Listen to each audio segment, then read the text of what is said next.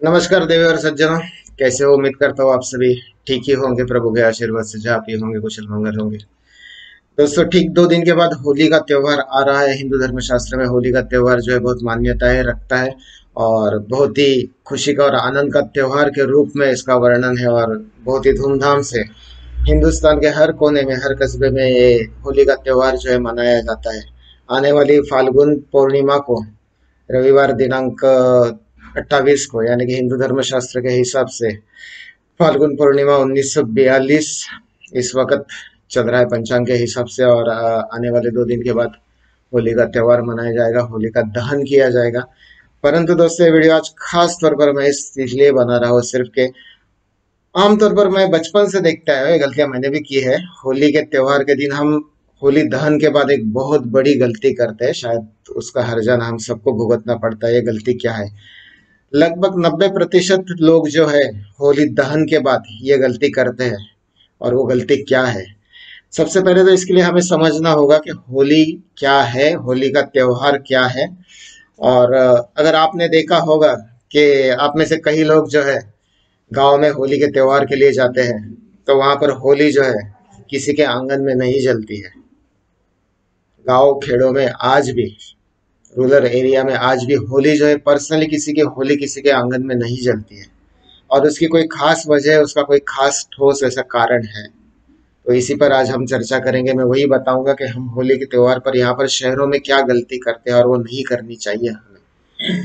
तो दोस्तों, आपने देखा होगा कि गांव में जहां पर भी होली जलती है, वो पूरे गांव की मिलाकर एक ही होली होती है। और वो होली जो है ऐसी जगह पर जलाई जाती है जहां पर आगे चल कर के कभी कोई कंस्ट्रक्शन नहीं हो सकता, कोई वास्तु निर्माण नहीं हो सकता।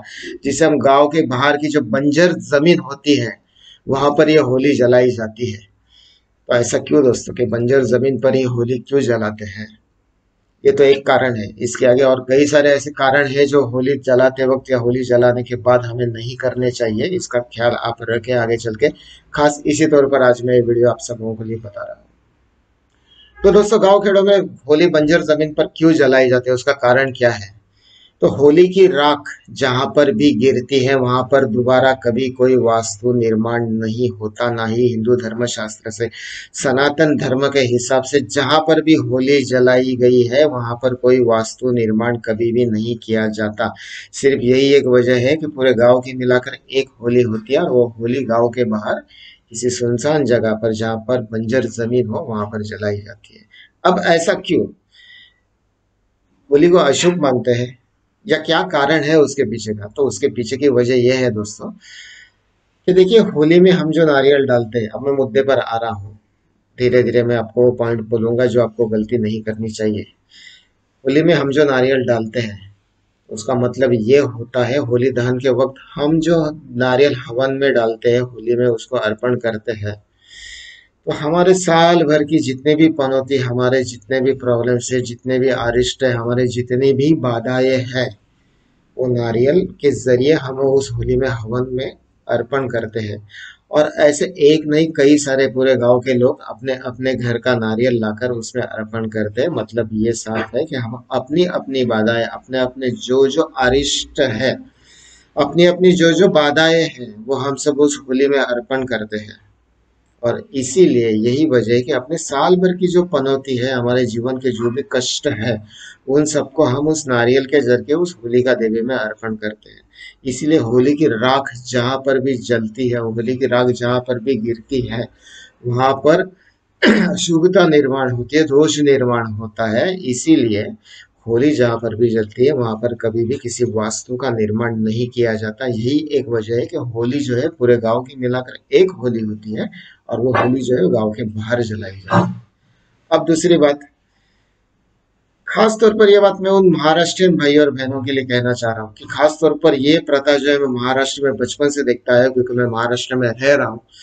तो होली जलाने के बाद जो जो नारियल अपने अपने घर से ला करके अर्पण किए होते हैं, अब महाराष्ट्र में तो देखिए ज्यादातर जो है एरिया है शहरी एरिया है, गांव खेड़े भी ऐसी बात नहीं है।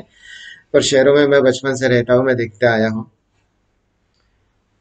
तो वो जो अर्पण किए हुए नारियल होते हैं, उनको बाद में होली जैसे बुझ जाती है, होली का घास जलना जैसे बुझ जाता है, उनको गरम गरम तो जलते जलते होली में से लकड़े से बाहर निकाला जाता है।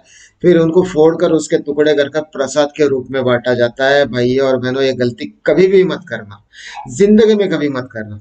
आप नारियल डालो, नारियल डालने का क्या तरीका ये भी मैं आगे चलकर आपको बता रहा हूँ, लेकिन फिर भी पहले तो ये सुन लो कि वो अगर इस तरह आप आने वाली होली को अगर कहीं पर जा रहे हैं और वहां पर आपको अर्पण किए हुए नारियल का टुकड़ा फोड़कर प्रसाद के रूप में दिया जा रहा है, तो गलती से कभी भी मत खाना।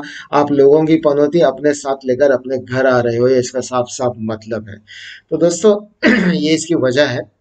और ये प्रथा जो मैं खास तौर पर महाराष्ट्र में देखते आया हूँ, बचपन से देखते आया हूँ कि होली जैसे ही बुझने लगते हैं उसके अंदर के जो नारियल है निकाल कर उसके टुकड़े कर प्रसाद के रूप में जितने भी लोग होते हैं सबको बांटा जाता है। दोस्तों ये बहुत बहुत बहुत बोले तो बहुत ही गलत है। ये शायद आप लोगों को पता नहीं है, मैं बता रहा हूँ आज आपको। खास तौर पर इस चीज को अपने दिमाग में अच्छे से फिट करके रखिए। सिर्फ आप ही नहीं, आपके जितने भी पहचान में जितने मित्र परिवार है सबको ये चीज बता दीजिए कि ये गलती आपने आज से पहले कभी की होगी लेकिन आज के बाद कभी भी नहीं करना। अब दोस्तों होली में नारियल अर्पण करने का तरीका क्या है, मैंने पहले बता दिया है आपको कि नारियल अर्पण करना मतलब अपनी साल भर की जो पनौती है, अपने जो अरिष्ट है, अपने दुख दारिद्र्य जो भी आपकी समस्या है उनको आप होली में जला डालते हो, इसका साफ साफ मतलब है। अब होली में नारियल अर्पण करने का तरीका सही तरीके से क्या है? तो सबसे पहले तो क्या कीजिए, आप एक नारियल जो कि खंडित ना हो, जो साबुत नारियल हो, जिसका नीचे का भी नोक ना टूटना चाहिए ना ऊपर का नोक टूटना नहीं चाहिए, उसको कोई क्रैक नहीं होना चाहिए, कोई वो खंडित ना हुआ हो, ऐसा एक अच्छा सा नारियल आप खरीद कर लाइए। उसको अच्छे से आप पानी से धो लीजिए, उसको भगवान के सामने आप जहाँ पर भी आपके घर में पूजा पाठ होता हो वहां पर उसको आप रख दीजिए। उसको तिलक कीजिए, उसमें थोड़ी सी अक्षदा अर्पण कीजिए, भगवान के सामने रख करके आप मनोभावे पूरे परिवार के साथ बैठकर प्रार्थना कीजिए कि हे प्रभु, हमारे जो भी अरिष्ट है, हमारे जो भी संकट है, हमारा जो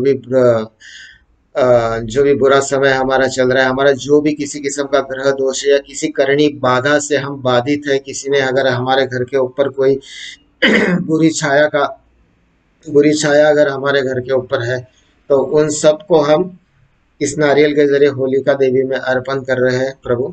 और ऐसा कहने के बाद उस नारियल को आप उठा लीजिए, आपके पूरे घर में हर एक कोने कोने में, हर एक खोली में, हर एक रूम से उसको घुमाइए।